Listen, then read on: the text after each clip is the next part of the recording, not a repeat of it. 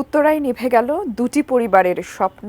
ধোঁয়ার কুণ্ডলিতে চিরনিদ্রায় দুই পরিবারের 6 প্রাণ।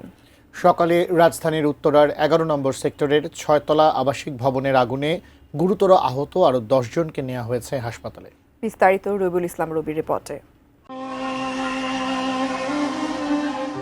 ছুটির দিনের মিষ্টি সকালটা হওয়ার কথা ছিল আনন্দ আর বিশ্রামের, কিন্তু রাজধানীর উত্তরা 11 নম্বর সেক্টরের 6তলা এ ভবনে ভোর এসেছিল আতঙ্ক নিয়ে। সাত সকালে লাগা আগুনের লেলিহান শিখা আর কালো ধোঁয়ার বিভীষিকা কেড়ে নিয়েছে দুই পরিবারের 6টি প্রাণ। ভবনটির 5তলায় পেছনের দিকের ফ্ল্যাটে দুই সন্তান নিয়ে থাকতেন কাজী ফজলে রাব্বি রিজভী ও কাজী আফরোজা আক্তার সুবর্ণা দম্পতি। দুজনেই কাজ করতেন নামী ফার্মাসিউটিক্যালস কোম্পানির উচ্চ পদে। দ্বিতীয় তলায় লাগা আগুন তাদের ফ্ল্যাটে পৌঁছতে না পারলেও প্রচণ্ড ধোঁয়ায় 2 বছরের শিশু সন্তান সহ প্রাণ হারান তারা। স্বাস্থ্যকর অল টাইম ফ্যামিলি কেক, সব সময় অল টাইম হেলদি লাইফ।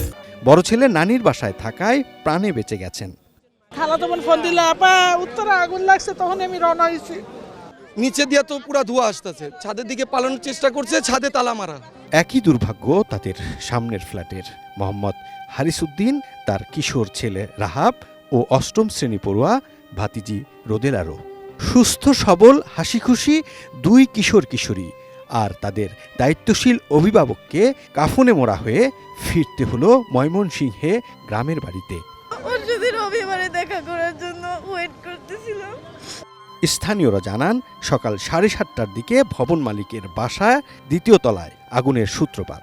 তিনি বাসায় ছিলেন না। আগুন লাগার পর তার স্ত্রী 2 সন্তান নিয়ে বের হয়ে আসেন। দ্রুত ছড়িয়ে পড়ে আগুন।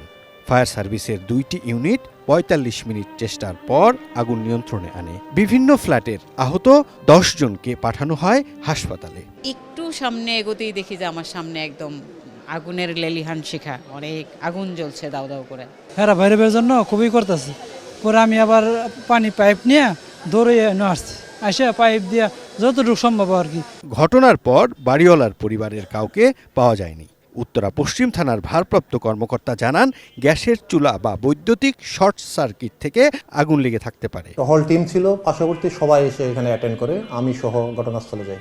এখন পর্যন্ত আমরা 6 জন নিহতের সংবাদ পেয়েছি এবং আহত প্রায় 13 জনের সংবাদ পেয়েছি। সারা গায়ে সকালে বিভীষিকার চিহ্ন। ভবনটি দাঁড়িয়ে আছে 6টি তাজা প্রাণের দীর্ঘশ্বাস হয়ে। রবিউল ইসলাম রবি, এটি নিউজ, ঢাকা।